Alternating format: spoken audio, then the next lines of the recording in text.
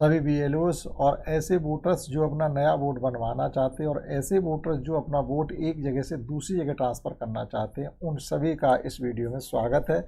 देखिएगा, अगर आपको नया वोट किसी बूथ पर बनवाना है तो आपको फार्म 6 को फिलअप करना पड़ेगा, और अगर आप अपने वोट में करेक्शन चाहते हैं, सुधार चाहते हैं, आपके नाम में कहीं गलती, तब भी आपको फार्म 8 को फिलअप करवाना पड़ेगा। और अगर आप अपना वोट ट्रांसफ़र चाहते हैं, क्योंकि अब जो SIR जो हो चुका है आपका या चल रहा है, इसमें आपका वोट एक ही जगह रह पाएगा, 2 जगह आपका वोट अब नहीं रह पाएगा। तो अब आप शिफ्टेड हो गए हैं, तो आप चाहते हैं हमारा वोट भी हमारे साथ ट्रांसफ़र होकर के आ जाए, तो आप पहली वाली जगह पर अपना फार्म 8 भरवा करके अपना वोट ट्रांसफ़र BLO द्वारा करवा सकते हैं। तो आज के वीडियो हम लोग यही जानने वाले हैं कि अगर हमें अपना वोट ट्रांसफ़र चाहिए या नया वोट बनवाना है तो उसके लिए हमें क्या करना पड़ेगा। तो देखिएगा, ये एक हमारे पास एक डिक्लेरेशन फार्म है, यानी घोषणा पत्र।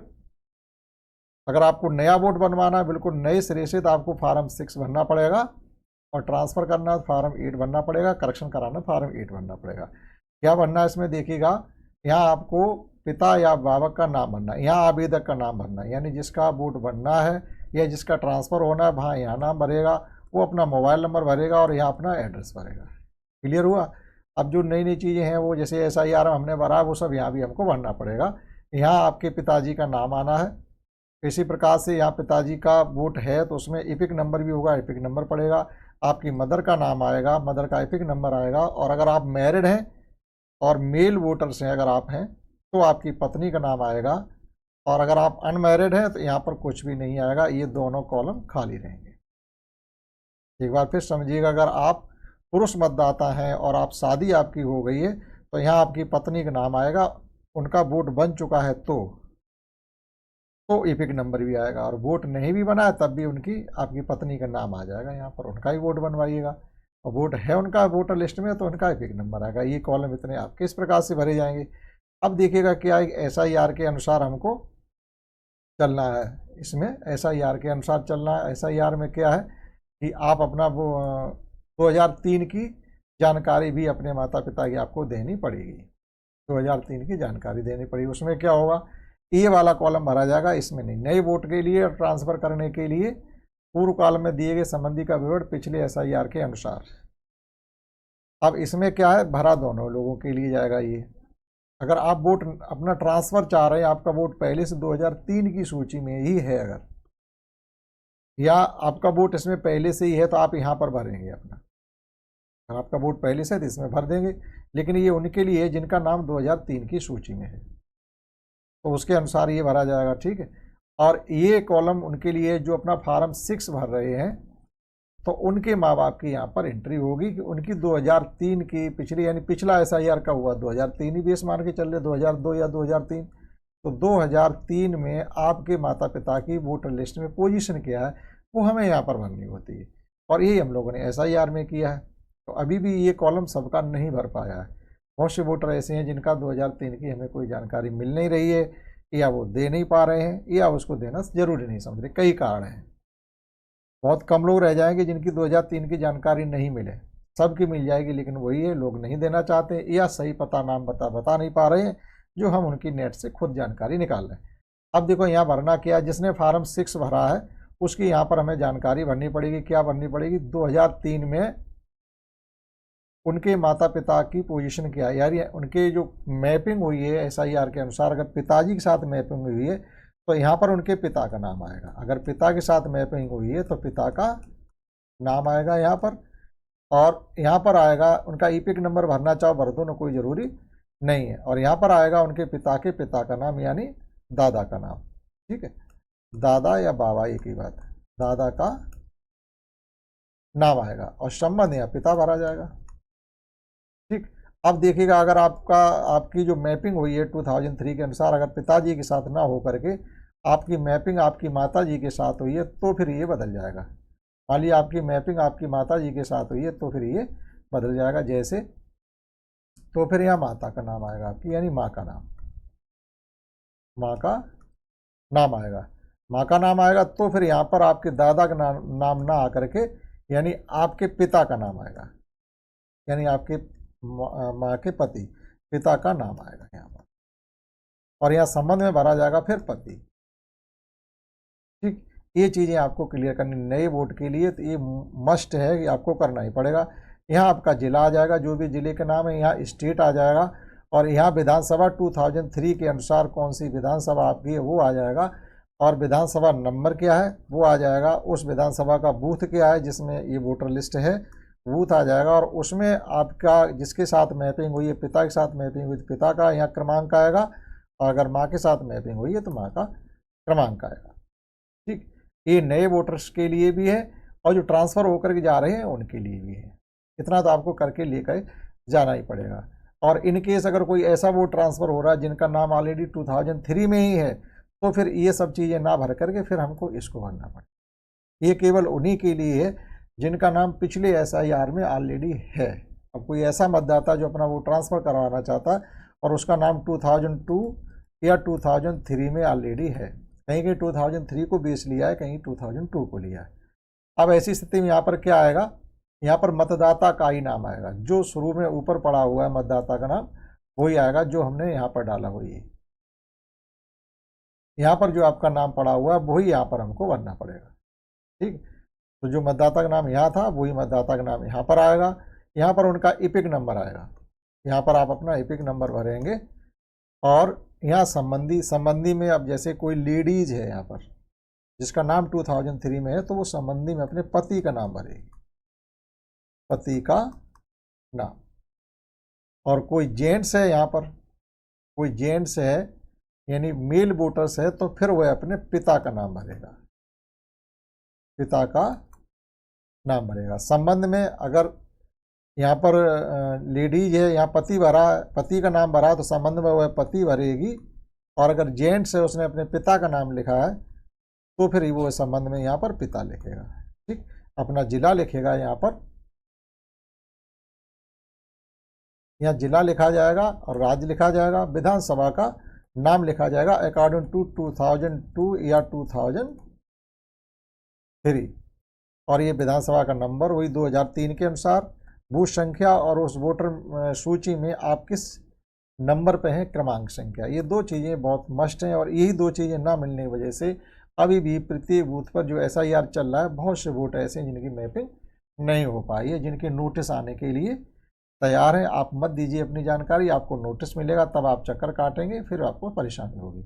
अब देखिएगा आगे क्या है, इसमें कुछ चीज़ें और भी हैं जो आपको समझनी पड़ेंगी कि मैंने किसी अन्य देश की नागरिकता प्राप्त नहीं की गई, इस बात का आपको लिख के देना पड़ेगा कि मैं फार्म 6 के माध्यम से निर्वाचक नामावली में नाम दर्ज कराने हेतु आवेदन कर रहा हूं या कर रही हूं। मेरा नाम किसी अन्य विधानसभा या संसदीय क्षेत्र में नहीं है, अर्थात एक ही जगह वोट हमारा बनने जा रहा है या है, क्षेत्र की निर्वाचक नामावली में सम्मिलित नहीं है। एक ही आपको क्लियर करना पड़ेगा टिक करके, अथवा मैं फार्म 8 के माध्यम से स्थानांतरण चाह रही हूँ, दोनों के लिए ये ठीक। अगर आपने फार्म 6 भरवाया तो 8 से आपको ये दूसरे वाले से कोई मतलब नहीं है, और फार्म 6 नहीं भरवाया, आप अपने वोट का ट्रांसफ़र चाह रहे हैं, तो फिर फार्म 8 में आ जाइएगा कि फार्म 8 के माध्यम से स्थानांतरण हेतु निर्वाचक नामावली में दर्ज कराने के लिए आवेदन कर रही हूँ, तो फिर इस पर टिक करना पड़ेगा। क्लियर। और अगर आपने 6 भरा है तो इस पर कट करेंगे, और इसको भर रहे हैं तो 6 वाले को कट करेंगे, 1 रखेंगे। नेक्स्ट में मुझे ज्ञात है इस आवेदन में संबंध में उपरोक्त कथन का घोषणा जो भी मिथ्या है और जिसके बारे में मैं जानता हूं या मुझे विश्वास करता हूं मिथ्या है, या इसके सत्य होने या मुझे विश्वास नहीं है को लोक प्रतिनिधित्व अधिनियम, तो यहाँ ये भी लिखा हुआ है, ये दंड का भी प्रावधान इसमें है, उसका भी ध्यान रखा जाए। यहाँ पर अपना जो वोटर है वो साइन करेगा या अंगूठा लगाएगा तारीख से, यहाँ पर BLO का अंडरटेकिंग यानी BLO इस बात की जिम्मेदारी लेगा, अपने हस्ताक्षर करेगा, फ़ोन नंबर लेगा। आफ्टर दैट आपको डॉक्यूमेंट क्या देने पड़ेंगे वो देख लीजिएगा। डॉक्यूमेंट में देखिएगा भारत निर्वाचन आयोग की डिक्लेरेशन प्रार्थना पत्र हेतु है। ठीक, इस वेबसाइट पर, ये वेबसाइट लिखी हुई, आप इस पर जाकर के ऑनलाइन भी कर सकते हैं। विशेष प्रगाढ़ पुनरीक्षण निर्वाचक नामावली में अपना और संबंधित रिश्तेदारों का नाम देख सकते हैं, यहाँ तो ये लिखा हुआ है, और घोषणा पत्र में विवरण उपलब्ध करा सकते हैं। सहायता के लिए आवेदक संबंधित बूथ लेवल अधिकारी यानी BLO से संपर्क भी कर सकते हैं। निर्वाचक रजिस्ट्रीकरण अधिकारी उन आवेदकों को नोटिस जारी करेगा जिनका घोषणा पत्र में दिया गया विशेष प्रगाढ़ पुनरीक्षण निर्वाचक नामावली का विवरण या तो उपलब्ध नहीं है या डाटाबेस में मेल नहीं खाता। देखिएगा दोनों ही चीज़ें लिखी हुई हैं। अब ये क्या लिखा हुआ है यहाँ पर, देखो लिखा हुआ है निर्वाचक रजिस्ट्रीकरण अधिकारी उन आवेदकों को नोटिस जारी करेगा जिनका डिक्लेरेशन फार्म दिया गया विविध विशेष प्रकार पुनरीक्षण निर्वाचक नामावली का विवरण उपलब्ध नहीं, यानी उन्होंने अपनी डाटा दिया नहीं है या फिर उनका मैच नहीं खाता है। कुछ लोगों का मिल भी गया तो मैच नहीं खा रहा, तब भी आपको नोटिस दिया जाएगा। नोटिस प्राप्त होने पर आवेदक को निम्नलिखित श्रेणियों की आधार अभिलेख उपलब्ध कराने होंगे। अगर आपके पास नोटिस आता है तब फिर ये स्थिति हो जाएगी। ये किनके लिए है? जिनका नया वोट बन रहा है और जिन्होंने 2003 की सूचना नहीं दी रही है उनके लिए, या अभी जो SIR चल रहा है, ठीक है। अभी नया वोट तो BLO शायद बनाएगा ही नहीं आपका, अगर आपको 2003 की जानकारी नहीं देते हैं तो। अब जैसे सेम बूथ का ही वोट बन रहा है, यानी किसी जेंट्स का वोट बन रहा है या किसी ऐसी लड़की का वोट बन रहा है जो अनमैरिड है, तो उसका तो डाटा BLO के पास है, वोटर लिस्ट में, वो तो वहाँ से निकाल लेगा। लेकिन ऐसी लेडीज का वोट बन रहा है जो उस गांव की नहीं, अर्थात वो अपने ससुराल में रह रही है, तो उसे अपने मायके का 2003 की जानकारी देनी पड़ेगी। पहले उनके 2003 की वोटर लिस्ट में माँ बाप की स्थिति क्या है वो देनी पड़ेगी, तभी नया वोट बनेगा। BLO बनाएगा ही नहीं अभी आपका, ठीक है। और इनकेस अभी जो SIR चल रहा उसमें जिन्होंने ये अपना डाटा 3 का नहीं दिया है उनके लिए ये कहा गया है कि अगर आप ऐसा नहीं करते हैं तब देखिएगा कि आप किस कैटेगरी में आते हैं। अगर आपका जन्म 1 जुलाई 1987 से पहले का है तो दी गई सूची में स्वयं के लिए कोई अभिलेख आपको उपलब्ध नहीं करवाना, अर्थात वो मान के चल रहे हैं कि आपका 2003 की सूची में वोट होगा, तब आप फ्री हैं, फिर आपसे कोई मतलब नहीं। अब ये कह रहे अगर आपका जन्म 1987 यानी 1 जुलाई 1987 के बाद हुआ हो और 2 दिसंबर 2004 के बीच में, इस डेट के बीच में अगर आपका जन्म हुआ है तो आपके पास अगर नोटिस आता है तो दी गई सूची में स्वयं के लिए कोई भी अभिलेख उपलब्ध कराएं जो जन्म तिथि या जन्म स्थान को प्रमाणित करता हो। यहाँ लिखा हुआ है दी गई पहले वाले के लिए, यहाँ पर ये दिया गया नीचे दी गई सूची में स्वयं के लिए कोई भी अभिलेख उपलब्ध कराएं जिसमें जन्म तिथि या जन्म स्थान का हो, यानी आपको एक डाटा देना पड़ेगा। अभी लिस्ट आपको मिलेगी जिनका जन्म 1987 पहले भी हुआ है, और अगर आपके पास नोटिस आता है तो आपको कोई एक डॉक्यूमेंट देना पड़ेगा। जिनका जन्म इस डेट के दरमियान हुआ है और उनके पास अगर नोटिस आता है तो फिर आपको 2 डॉक्यूमेंट देने पड़ेंगे। एक वो देना पड़ेगा नीचे दी गई सूची में स्वयं के लिए भी कोई एक अभिलेख जो आपके जन्म तिथि और जन्म स्थान को प्रमाणित करता हो, ये वोटर को एक अपना देना पड़ेगा। दूसरा, दी गई सूची में पिता या माता के लिए भी कोई एक अभिलेख उपलब्ध कराना होगा जिनमें उनका डेट ऑफ बर्थ और जन्म स्थान प्रमाणित होता हो, यानी आपको 2 डॉक्यूमेंट देने पड़ेंगे अगर आपके पास नोटिस आता है तो। एक अपनी डेट ऑफ बर्थ जिसमें साबित हो, जन्म स्थान साबित हो, एक माता या पिता किसी एक का है, तो 2 डॉक्यूमेंट हो गए। आफ्टर दैट अगर ऐसे लोगों के पास नोटिस आता जिनका जन्म 2 दिसंबर 2004 के बाद हुआ है और आपके पास आ गया नोटिस, आपने 2003 या 2002 का डाटा हमें नहीं दे पाया अपने माँ बाप का वोटर लिस्ट से, तो आपको फिर कितने डॉक्यूमेंट देने पड़ेंगे वो समझ लीजिएगा कि नीचे दी गई सूची में स्वयं के लिए भी एक डॉक्यूमेंट देना जिसमें आपका जन्म तिथि जन्म स्थान प्रमाणित होता हो। दूसरा है जन्म तिथि या जन्म स्थान प्रमाणित करता हो। नीचे दी गई सूची में पिता के लिए एक तो आपका स्वयं का हो गया, फिर एक पिता के लिए हो गया, एक माता के लिए हो गया, 3 डॉक्यूमेंट अलग अलग, ठीक है। अर्थात जिनका जन्म 2 दिसंबर 2004 के बाद हुआ है और उन्होंने 2003 की कोई जानकारी, यानी उनके माता पिता का वोटर लिस्ट में नाम ही नहीं है, सबसे ज़्यादा मुश्किल इन्हीं के लिए है, ठीक है। 3 डॉक्यूमेंट ये हो गए। यदि अवाकम में से कोई भारतीय, अब यहाँ पर ऐसा भी आ जाएगी स्थिति, अगर कोई आपके पेरेंट्स में से भारतीय नहीं है तो अपने जन्म के समय उनके वैध पासपोर्ट और वीज़ा की भी एक प्रति देनी पड़ेगी, ठीक है। अपने यदि अवाकम में से कोई एक भारतीय नहीं है तो अपने जन्म के समय उनके वैध पासपोर्ट या वीज़ा की एक प्रति देनी पड़ेगी। चीज़ें कठिन हैं उनके लिए जिनका जन्म 2004 के बाद हुआ है और वो 2003 की कोई जानकारी नहीं दे पा रहे हैं, तो आपके पास नोटिस आता तो कुल मिला करके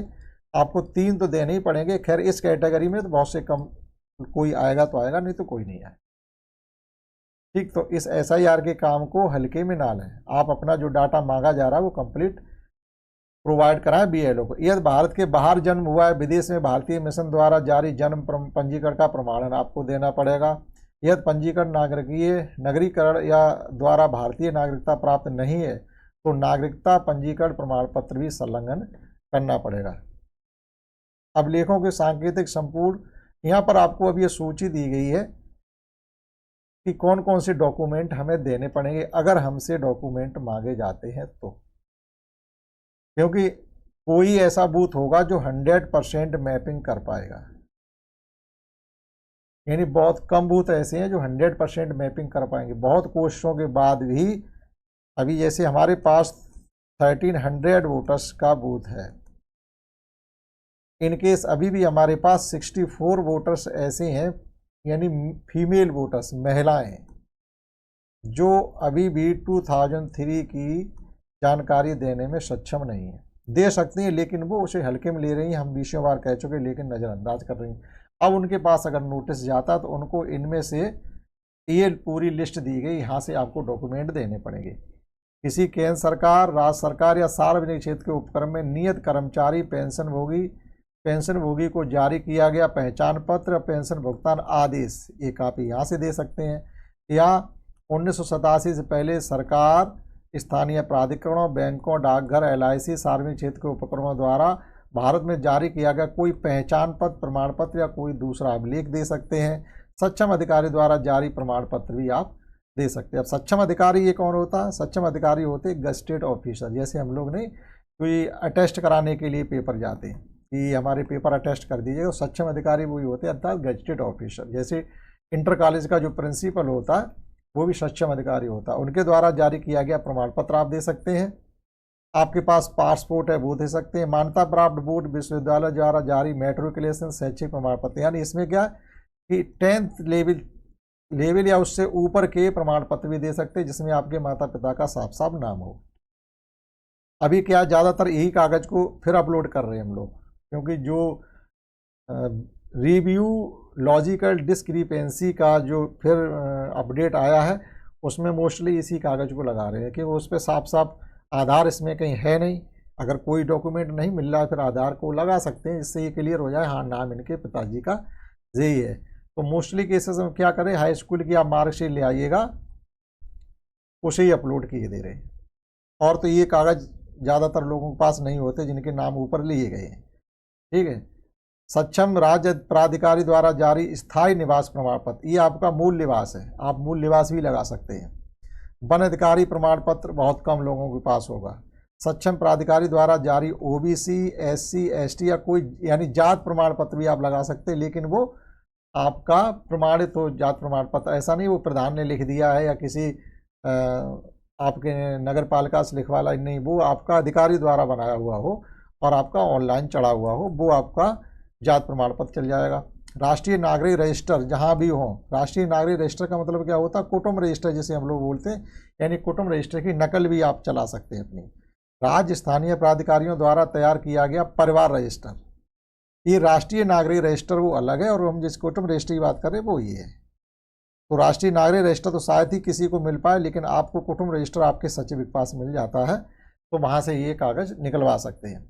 सरकार द्वारा जारी की गई भूमि मकान आवंटन प्रमाण पत्र, यानी ये क्या चीज़ है, भूमि मकान आवंटन प्रमाण पत्र, एक तरीके से आप इसको फर्द मान सकते हैं, फर्द खतौनी, इसको भी आप डॉक्यूमेंट की तरह यूज कर सकते हैं। आधार के लिए आयोग के पत्र संख्या ERS खंड दिनांक अनुलग्न द्वारा जारी निर्देश लागू हो। आधार के लिए उन्होंने काफ़ी शर्तें रख दी हैं, इसलिए कहा जाता है आधार को उतनी मान्यता वो नहीं दे रहे। बिहार SIR की मतदाता सूची का अंश के संदर्भ में तिथि के अनुसार, अब ये बिहार का लगा दिया तो उन चीज़ों से इतना मतलब नहीं है। तो इतनी चीज़ें हैं जो आपको तैयार रखनी है। तो इसमें 3 चीज़ें आपकी क्लियर हुई। एक तो जो नए वोटर हैं और जिन्होंने फार्म 6 भरा है उनके लिए ये वीडियो था। दूसरा था फार्म 8 जो अपना ट्रांसफ़र चाहते हैं उनके लिए था। और तीसरा इसमें ये चीज़ हमने बताई है कि जो ऐसे मतदाता SIR में हैं जिन्होंने अभी तक ये वाला कॉलम पूरा कंप्लीट नहीं कर पाया है, इसी में है वो कॉलम, देखिएगा ए कॉलम जो मैपिंग हमने की, उनका ये कॉलम तो भरा गया है, ये कॉलम तो उनका भरा गया, लेकिन ये वाला कॉलम अभी भी उनका खाली है। और मोस्टली कौन है इसमें, लेडीज यानी फीमेल वोटर्स हैं, फीमेल वोटर्स हैं, उनका ये कॉलम अभी भी खाली है।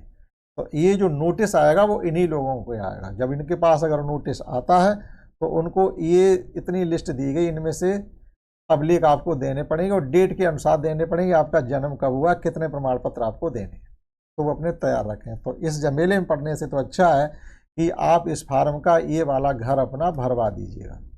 अगर आप अपने बीएलओ के पास भी चले जाते हैं और उन्हें अपने गांव का सही पता, बूथ नंबर वगैरह या विधानसभा संख्या वगैरह बता सकते हैं और अपने गांव की वोटर लिस्ट डाउनलोड वहाँ करवा लें, खुद ही ढूंढ के उनको बता दें, तब भी ये घर को भरा जा सकता है। नहीं तो फिर आप ये चक्कर काटेंगे, आपको नोटिस का पेड भरना पड़ेगा। ठीक, तो आशा करते हैं आपने ये जानकारी समझ पाई होगी। इसमें इतना ही, दैट्स ऑल।